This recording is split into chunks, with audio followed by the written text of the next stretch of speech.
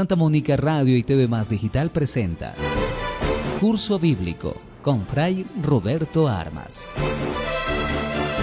Únete a Fray Roberto Armas mientras nos guía en un viaje de descubrimiento y reflexión a través de las Sagradas Escrituras. Explora las enseñanzas de la Biblia, profundiza en su significado y descubre lo que nos dice Dios a través de su palabra. No te pierdas Curso Bíblico con Fray Roberto Armas. Sintonízanos y enriquece tu camino de fe.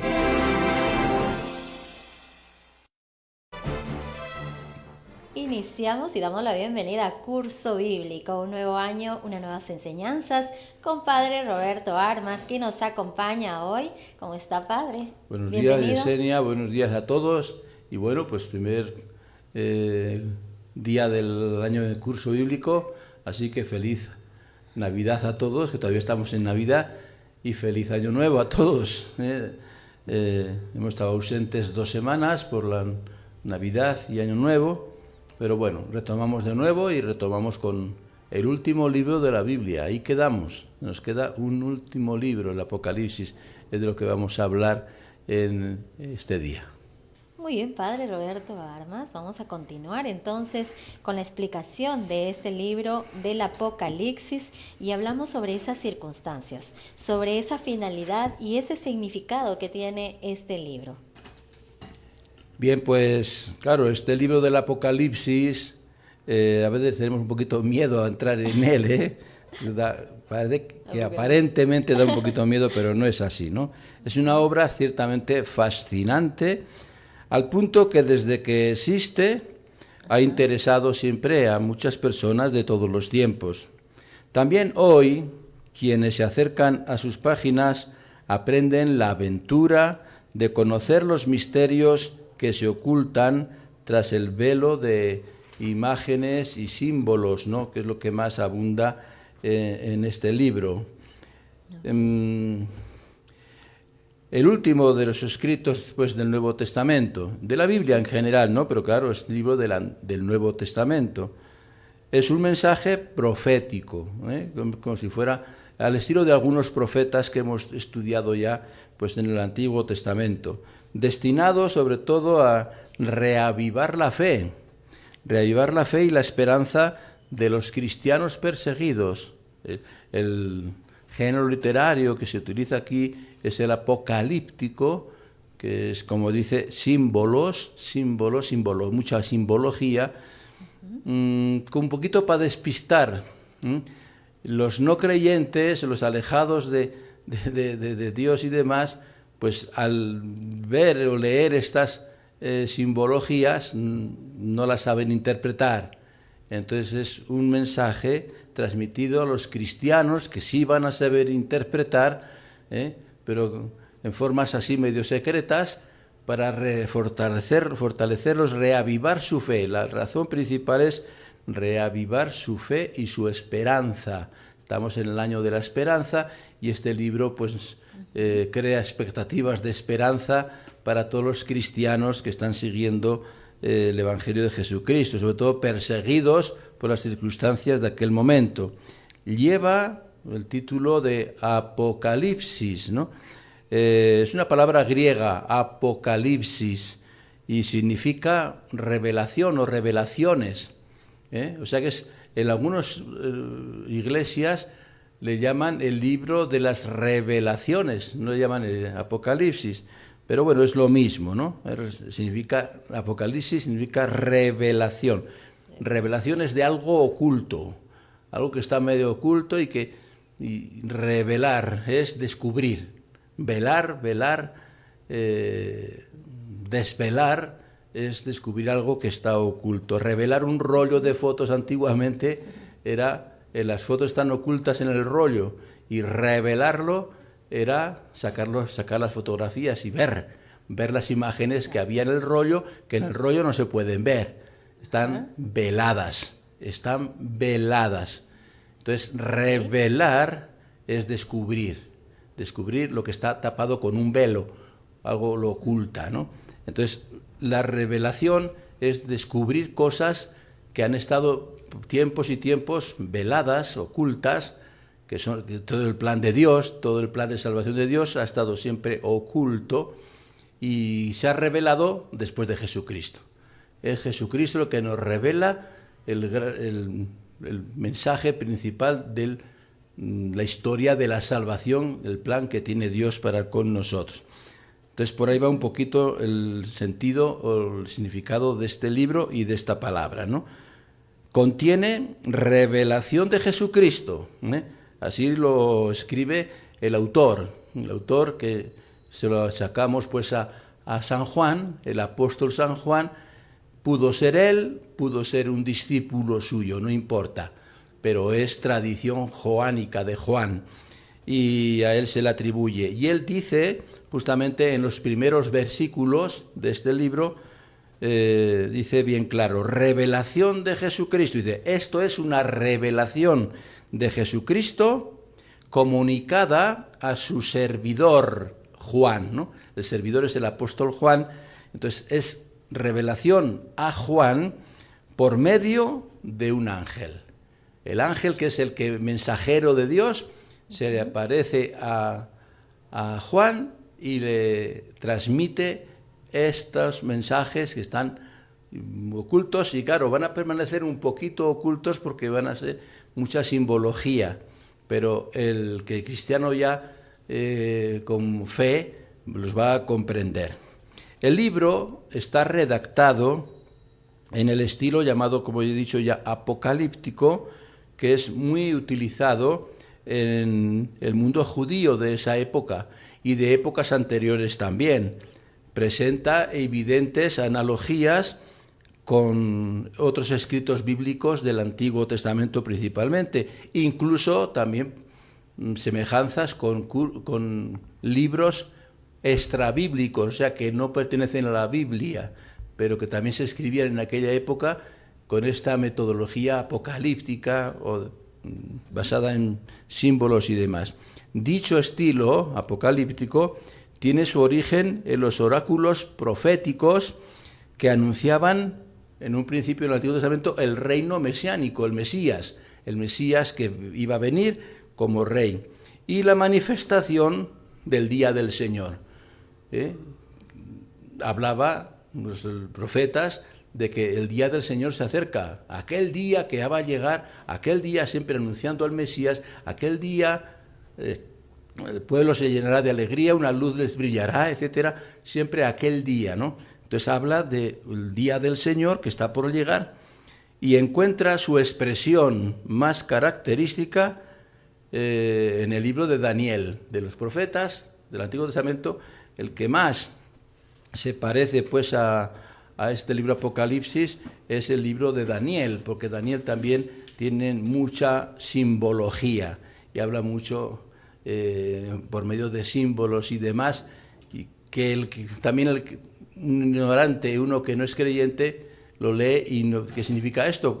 ¿A qué va estas frases, estas interpretaciones, ¿no? Pero el que tiene fe y confía y espera el día del Señor lo va a entender, ¿no?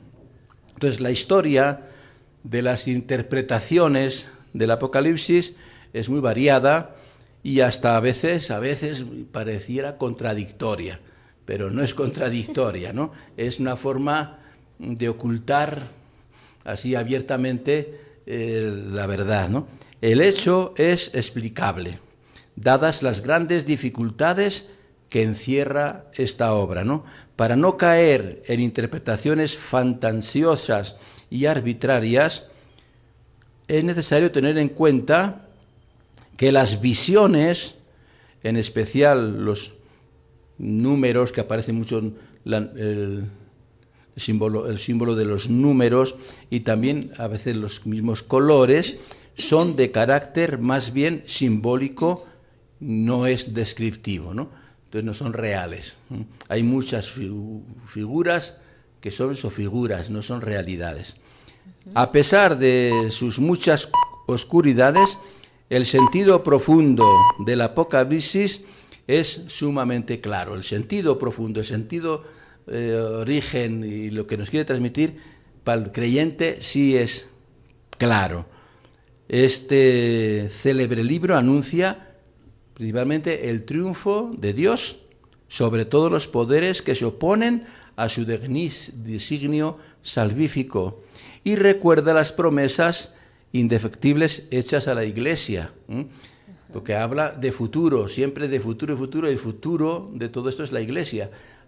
Juan se dirige a las iglesias, ya la Iglesia está formada por Jesucristo, ya Juan y sus discípulos y las primeras comunidades forman parte de la Iglesia. Entonces todo el mensaje va dirigido a la Iglesia, ¿no? De que todo lo que se ahí anuncia, todo se va a cumplir. Y claro, el fundamento principal es el triunfo de Dios por medio de Cristo, el Cordero degollado, que da su vida, pero después vuelve a la vida, y una vida para siempre, ¿no? Entonces, eso es un poquito la parte central de este libro. Cristo es el Señor de la historia. Cristo es el centro de toda la historia. Y más allá del tiempo se realiza plenamente el reino de Dios. Habla del reino de Dios, el reinado de Dios, que va a vencer y superar al reino de la muerte, al reino del pecado, al enemigo, ¿no? Que es ahí aparecen dragones y cosas de esas y figuras raras, pero son el mal, ¿no? Lo que quiere representar al mal con esas expresiones y demás, ¿no? Entonces puede considerarse el Apocalipsis como el libro por excelencia de la esperanza cristiana. Estamos en el año de la esperanza, precisamente en el jubileo. El Papa ha comenzado el jubileo, aquí también Chota hemos comenzado el jubileo, en Cutervo también, en distintos lugares. En las parroquias hemos comenzado el jubileo del año 2025. Entonces, jubileo es un año de alegría y demás, y se titula Peregrinos de Esperanza. Peregrinos de Esperanza. Y este libro, vamos a decir, es el libro de la esperanza para la Iglesia, para nosotros, porque esta esperanza está latente en el ferviente anhelo de la venida del Señor, que pone punto final al Apocalipsis y a todo el Nuevo Testamento, con esa frase, ven Señor Jesús. Es el final, básicamente, del Apocalipsis y de la Biblia, ese deseo del creyente de que el Señor viene y va a venir. Y por eso el ven Señor Jesús, que en hebreo o en griego se dice Maranatá, a veces lo decimos en tiempo de Adviento, Maranatá, ven Señor Jesús, eso es lo que nos invita este libro del Apocalipsis, a esperar al Señor que viene. Estábamos, Padre, ya hablando sobre esas circunstancias, esa finalidad, ese significado. Hablaremos ahora, ¿en qué momento se escribe este libro, Padre Roberto? Bien, pues se escribe en un momento de la Iglesia que sufre, son tiempos peligrosos para la fe, porque hay mucha persecución. Es ya el final del primer siglo, es el final del primer siglo. El cristianismo ya prácticamente no vive casi ningún apóstol. Juan es el último. Juan, que se le atribuye como autor, es el último. Y son años difíciles porque ya no están los testigos presenciales de Cristo, están sus discípulos, sus sucesores, están las primeras comunidades que ellos han formado, pero ya sin el maestro, vamos a decir, sin el responsable, que es el apóstol, ¿no? Y los primeros apóstoles. Entonces sufren bastante persecución por todas partes, internas y externas. Entonces no parece incorrecto afirmar que casi siempre el libro que utiliza este género apocalíptico es porque ya ha nacido en momentos críticos, porque este estilo es frecuente en momentos críticos para la fe de una comunidad que está sufriendo y está en peligro, pues el mantenerse firmes en la fe por las distintas dificultades. Antes ya hemos hablado, algunas de las cartas de San Pablo también eran con esta finalidad, ¿no? Había evangelizadores falsos profetas, falsos predicadores que tergiversaban y cambiaban el mensaje de la verdad de Jesucristo por su propia verdad, ¿no? Eran lo que llama Pablo los superapóstoles y demás, ¿no? Aquí pasaba igual, ¿no? Entonces había esas dificultades y primero, claro, el judaísmo que persigue, y bueno, eso ya hubo problemas en el judaísmo en el Antiguo Testamento, en el siglo IV antes de Cristo, pues ya después del destierro vienen muchas persecuciones del rey Antíoco, del imperio griego, después el imperio romano. Siempre el pueblo de Israel ha estado en dificultades y problemas, y entonces surgían los libros estilo apocalíptico, ¿no? Con muchos símbolos para despistar, como se dice en las guerras, para despistar al enemigo, ¿no? Pero así es, por eso se utilizaba este género apocalíptico, ¿no? Entonces eso sucedió mucho alrededor del siglo IV, antes de Cristo, y después pasa en el cristianismo, sobre todo en esta época de finales del primer siglo. Los mismos judíos persiguen a los cristianos porque no los aceptan. Después el imperio romano no acepta el cristianismo y lo ataca ferozmente, y a los famosos mártires cristianos de las primeras comunidades, ¿no? Entonces todo eso en ese tiempo hace que se elaboren este tipo de literatura para mantener la esperanza de los creyentes que pasaban por estas situaciones de extrema dificultad, ¿no? Entonces la Iglesia también sufrió, la primitiva Iglesia también sufrió duramente la persecución a finales del siglo I, cuando se escribe el final de la Biblia, ¿no? Los últimos libros de la Biblia, y el último, el Apocalipsis, ¿no? Entonces, durante el reinado del emperador Diocleciano, un emperador romano, Diocleciano, hubo una gran persecución contra todos los cristianos. Dice, y un autor, un autor genial por la forma que está escrito este libro, perteneciente a la tradición joánica, o sea, discípulo seguro de Juan. Si no fue Juan, un discípulo fiel de Juan es el que escribe esta obra extraordinaria para animar a todos los cristianos a permanecer en la fe. Por eso va dirigido a todas las iglesias y habla al comienzo de 7 iglesias. Juan a las 7 iglesias. ¿Ven? Hemos hablado antes de que hay mucha simbología, y uno de los símbolos más frecuentes en el Apocalipsis es los números. Los números tienen su significado, y el número 7 es plenitud, es el número, vamos a decir, perfecto, la plenitud. Entonces, decir 7 es decir todo, Entonces, decir a las 7 iglesias, aunque después menciona 7 iglesias concretas, pero se refiere a toda la iglesia. Decir 7 es toda. ¿Cuántas veces hay que perdonar? Decía Pedro a Jesús, ¿no? 7 veces. O sea, así, siempre. Y Jesús dice, sí, 7 veces, siempre, pero no solamente 7, sino 70 veces 7, o sea, 7 por 7 por 7 por 7, todo, o sea, siempre. Exacto. Siempre, ¿no? Entonces, es el número que tiene su significado, los símbolos, los números simbólicos. Y por eso a las 7 iglesias es que el Apocalipsis no es que solamente se escriba a 7 iglesias, sino a todas las iglesias del cristianismo de aquella época, a todas. Y ese es un poquito el mensaje del Apocalipsis para toda la iglesia, y por eso es tan actual, aunque con mucha simbología hay que saberlo leer e interpretar. Por eso es bueno que nuestras Biblias católicas, tienen muchos comentarios a los libros. Hay que leer esos comentarios, porque esos comentarios nos ayudan a entender mejor pues esta simbología, estas cosas a veces raras.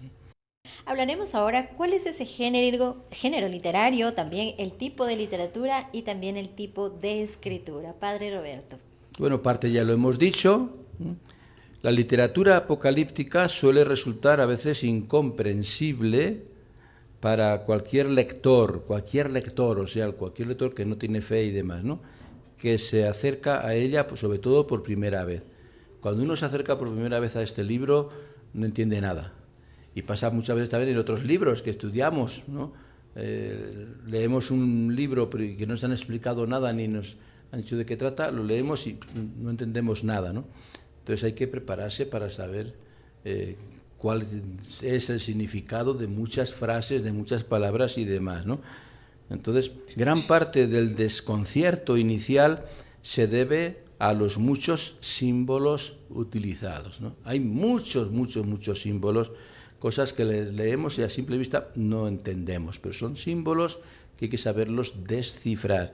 Todos tienen su significado. La obra se convierte entonces en un misterio, ¿no? Que está aquí oculto, que no puede ser resuelto únicamente por la inteligencia.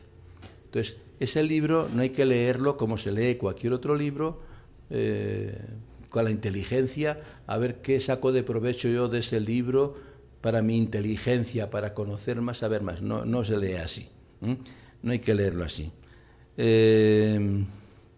Los símbolos también necesitan ser saboreados con el corazón, no con la inteligencia, con el corazón, sentirlo, sentir qué me dice a mí ese símbolo raro, tan difícil, ¿no? ¿Qué me está diciendo a mí? ¿Qué siento yo? ¿Qué querrá decir? ¿A qué mensaje me traerá, ¿no? Solo así iluminarán la historia concreta de cada persona, porque ahí se refleja nuestra propia historia. Tenemos que leer la Biblia leyendo nuestra historia, pensando en nosotros. A veces leemos la Biblia pensando en los personajes de aquella época, y que si los jueces, que si los profetas, que si el rey David, que si los enemigos, que si... Y lo interpretamos así un poquito a nivel puramente pues, humano, intelectual y demás, ¿no? Y hay que ver que en esa historia que nos cuenta el libro o los libros de la Biblia, ahí estamos también nosotros. ¿Cómo influye esa historia del pueblo de Israel y de esos personajes en mí? Cuando habla el profeta, ¿cómo influye en mi vida? ¿Qué tengo que hacer yo con mi vida para conectar con el mensaje que transmite este profeta y demás, ¿no? Entonces hay que saborear todos estos símbolos y demás raros que hay en el Apocalipsis, hay que saborearlos no solamente con la inteligencia, sino con el corazón. Con el corazón, ¿qué siento yo con eso? ¿Qué me dice a mí, a mi vida personal? Solo así iluminarán nuestra historia concreta de cada uno de nosotros y las dificultades que podemos encontrar. Esas dificultades que se presentan ahí son las dificultades que encontramos también nosotros. Ahí están simbólicas, pero en nuestra vida son reales y hay que saberlas pues acomodar. ¿Y cuáles son las vías de solución? Porque a cada símbolo o a cada mensaje raro, difícil, hay una respuesta. Hay que seguir leyendo, hay que profundizar en la lectura y vamos a encontrar siempre vías de solución. Siempre va a haber una solución, pero hay que saberlo interpretar bien. Hay que leer con la inteligencia y sobre todo con el corazón.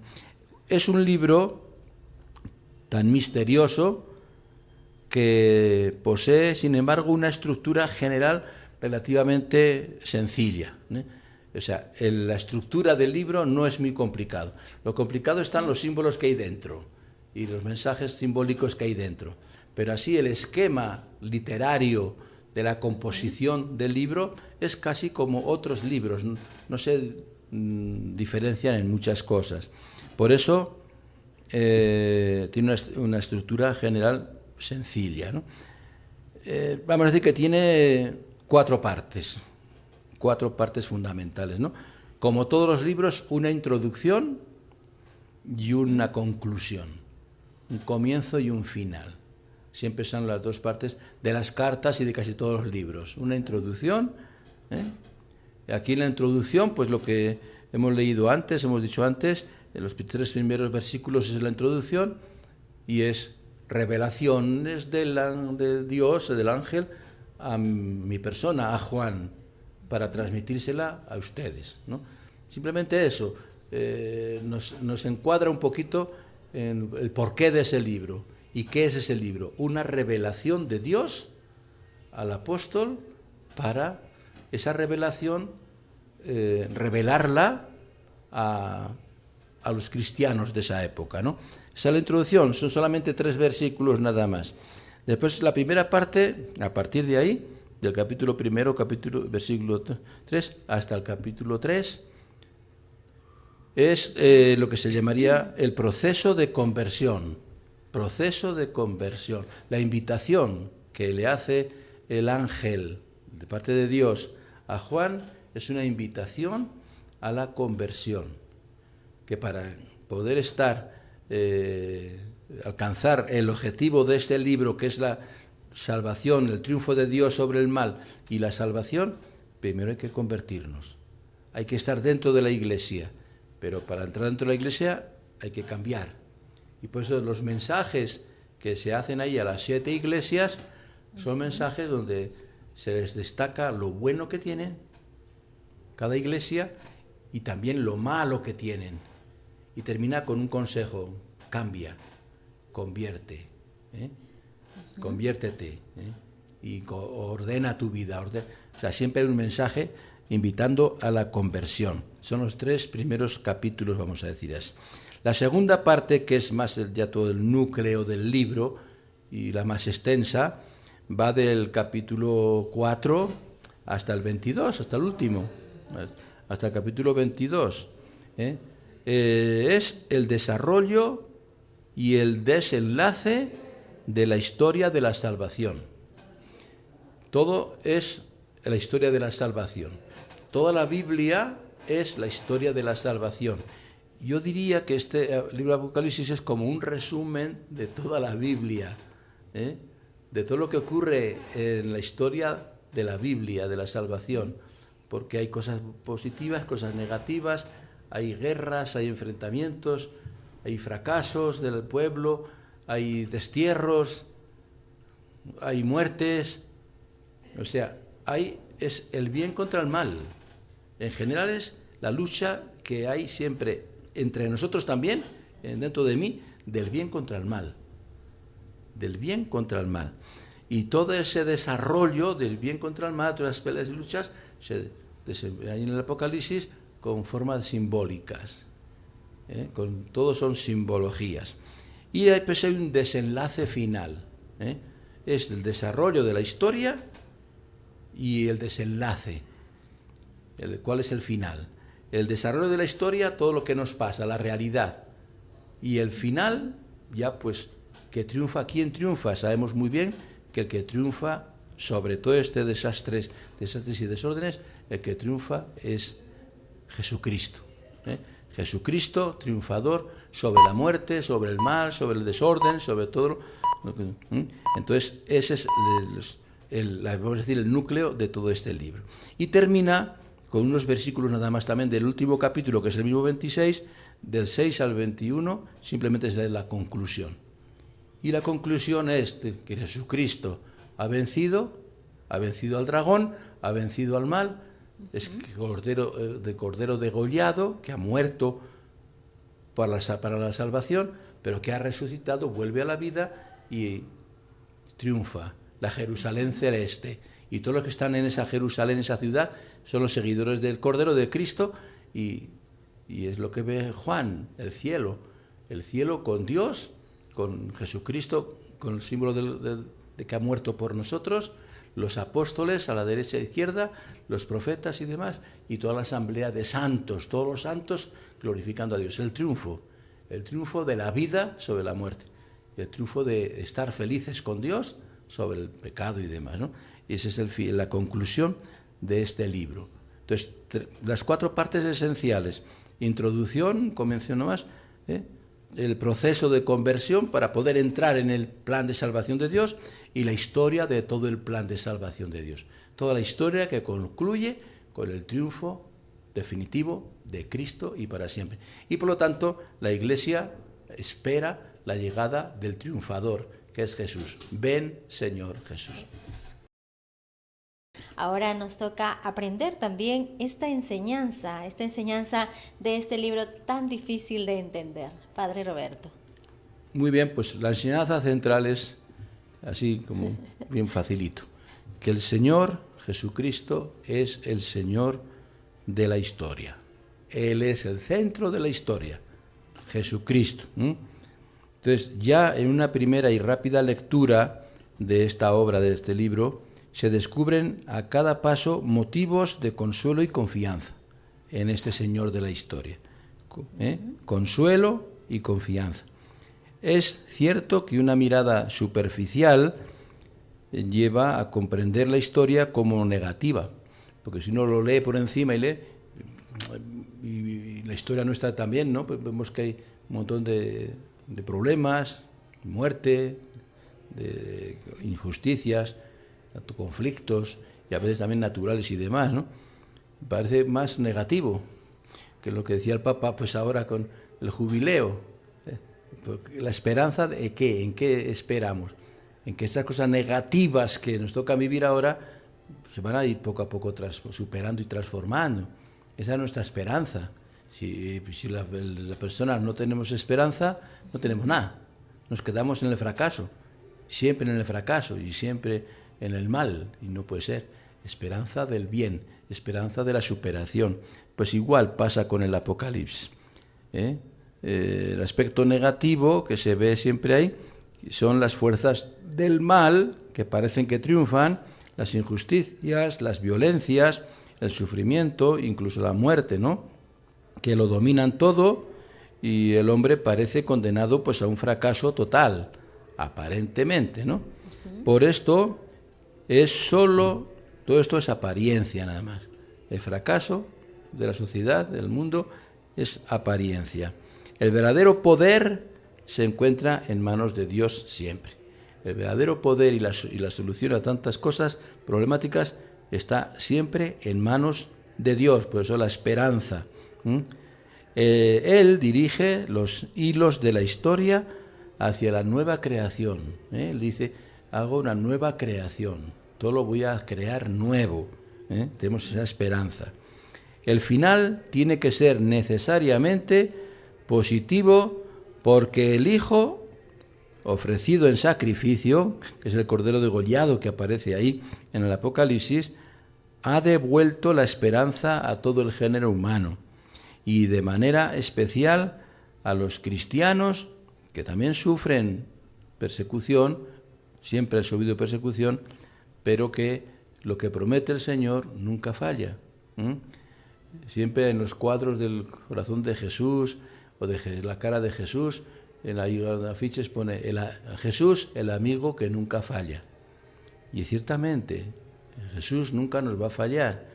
Aparentemente, cuando muere en la cruz, parece que falla, que fracasa, pero no queda la historia de Jesús en su muerte. Inmediatamente viene la resurrección. Con la resurrección vuelve la vida, y una vida renovada, una vida nueva. Y eso es lo que nos quiere contar el Apocalipsis, esa es la enseñanza central, que al final de toda esta aparente desgracia que nos pasa y demás, para el creyente hay una luz. Al final, como se dice, al final del túnel siempre hay una luz. Siempre hay una luz. Hay una esperanza de que Jesucristo triunfa y va a triunfar para siempre y que con Él vamos a triunfar también nosotros. Esa es la historia del libro del Apocalipsis, el enfrentamiento del mal que aparentemente parece que gana contra el bien, pero que al final el que gana es el bien, el que gana es el amor, el que gana es Jesús. Ese es el resumen de este libro del Apocalipsis. Y ahora tocaremos este punto sobre el libro del Apocalipsis, porque habla de lo que sucede en su carta de las 7 iglesias. Padre Roberto. Bien, de lo que sucede en el presente, él se refiere a lo que está pasando en las iglesias en el momento en que Juan está escribiendo, ¿no? Y se dirige, claro, es una serie de cartas. El comienzo del Apocalipsis es una serie de cartas dirigidas, sí, a 7 iglesias de la provincia romana, del Asia Menor que decimos, ¿no? Actualmente ya no existen estas comunidades, ¿no? Sardes, Filadelfia, o la Odisea, son distintas comunidades que existían en ese momento y que sufrían también dificultades. En realidad, el número de 7, ya he dicho antes que es simbólico. Cuando habla de las 7 iglesias, vamos a decir que se refiere a toda la iglesia, ¿no? Porque estas 7 iglesias representan el conjunto de todas las comunidades cristianas que seguían a Jesús, ¿no? Todas las cartas tienen un estilo semejante, son cartas cortitas, pero que tienen un estilo semejante y están escritas en nombre del mismo Jesucristo prácticamente. Es Jesucristo quien se dirige a las iglesias, ¿no? Escribe Juan, pero el que está dirigiendo a cada iglesia y les está echando en cara sus deficiencias, sus errores, y también los resalta y los felicita por las cosas buenas que hacen, es el mismo Jesucristo, a quien le dan diversos títulos en las cartas, entre ellos el del Hijo de Dios, etcétera, ¿no? Es él quien pasa revista a la conducta de aquellas comunidades, ¿no? Y en algún momento las alaba, otras veces por sus virtudes y demás, otras veces las enjuicia y las critica por sus infidelidades y demás, ¿no? Salvadas las distancias, el mensaje de estas cartas vale para las iglesias de todas las épocas. O sea, está dirigido a 7 iglesias, representan a toda la iglesia y de todos los tiempos. Valen también para hoy. Esas cartas es bonito leerlas y tratar de acomodar un poquito la conducta nuestra a esas cartas. Y nos vamos a ver muy bien reflejados en ellas, porque los defectos que critica Jesucristo de aquella gente son defectos también nuestros hoy. Y a veces las cosas buenas que hacía aquella gente son cosas que también buenas que hacemos hoy también. Prácticamente son actuales. Es inevitable, pues, y la historia lo atestigua de sobra, que el cuerpo visible de Cristo pues siempre ha sufrido persecución. El cuerpo de Cristo es la iglesia. Siempre ha sufrido persecuciones, siempre desviaciones, imperfecciones. La iglesia está compuesta por hombres pecadores, por supuesto, ¿no? Ahora, como entonces, el Señor exhorta a los creyentes en Él a mantenerse fieles al fervor de los comienzos, que hay que volver a los orígenes, al comienzo de la fe, al comienzo del cristianismo, al comienzo de nuestra vida cristiana, mediante una constante renovación. Siempre hay que renovarnos, siempre hay que renovar. Las cosas también hay que renovarlas, si no se envejecen y al final no sirven para nada. Si se van renovando, se van haciendo nuevas otra vez y duran más, ¿no? La corona de esta fidelidad será la participación en el triunfo de Cristo. Al final, todos vamos a disfrutar del triunfo de Cristo.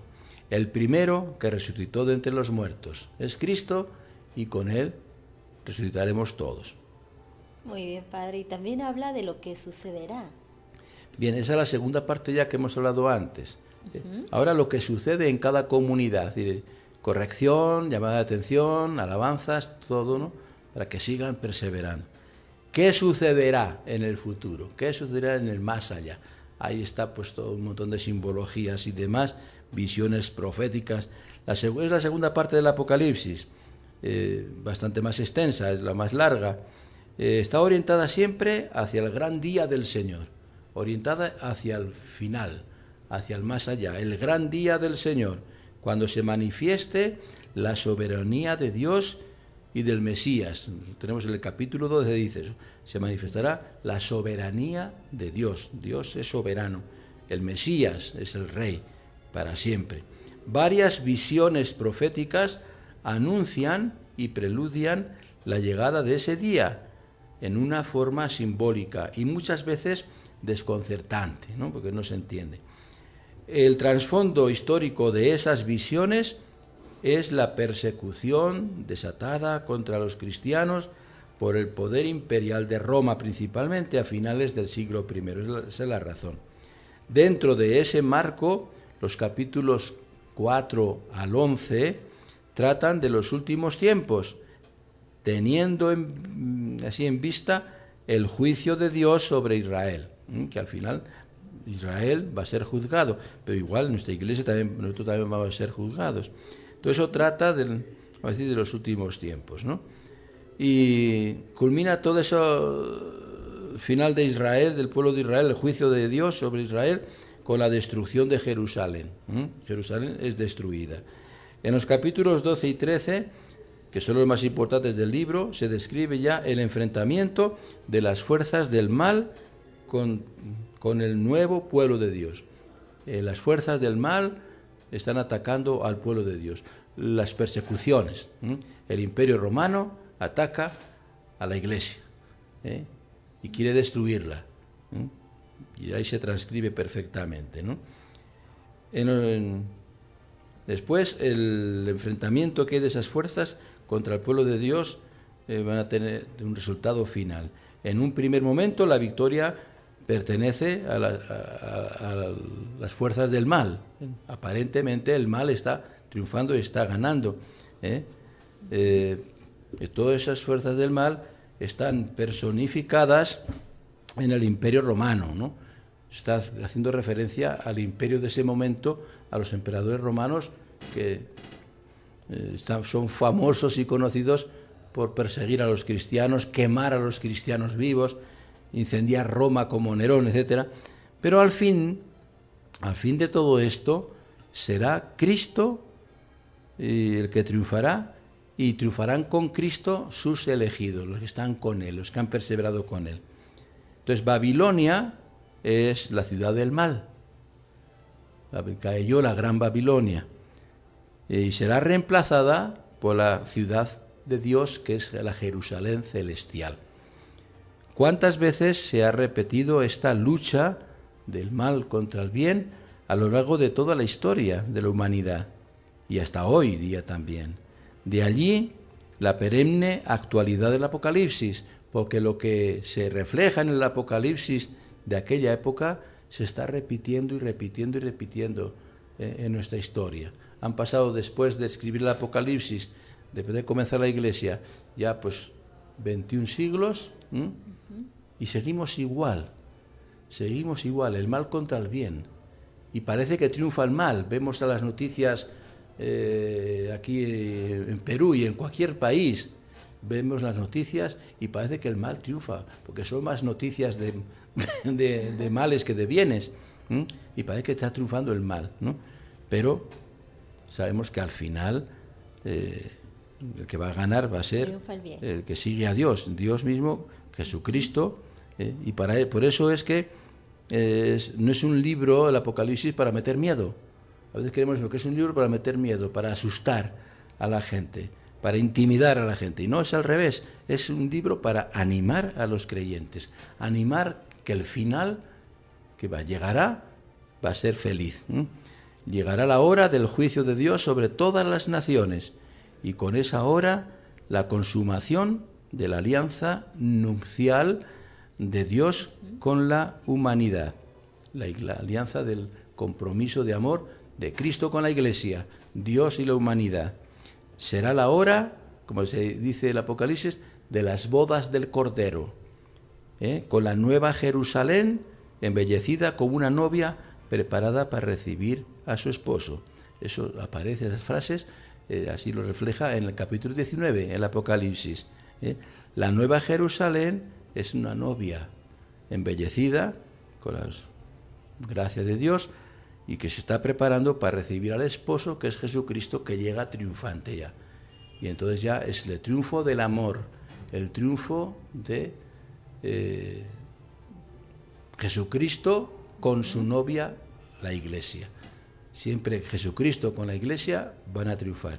Esa es nuestra esperanza, eso es lo que nos quiere decir el Apocalipsis, eso es lo que tenemos que llenarnos de alegría y saber que no estamos a la deriva, que no estamos abandonados, aunque lo parezca.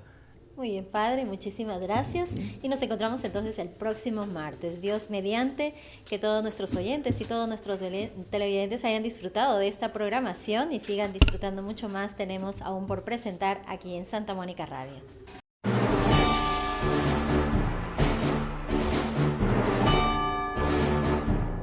Santa Mónica Radio y TV Más Digital presenta Curso Bíblico con Fray Roberto Armas. Únete a Fray Roberto Armas mientras nos guía en un viaje de descubrimiento y reflexión a través de las Sagradas Escrituras. Explora las enseñanzas de la Biblia, profundiza en su significado y descubre lo que nos dice Dios a través de su palabra. No te pierdas Curso Bíblico con Fray Roberto Armas. Sintonízanos y enriquece tu camino de fe.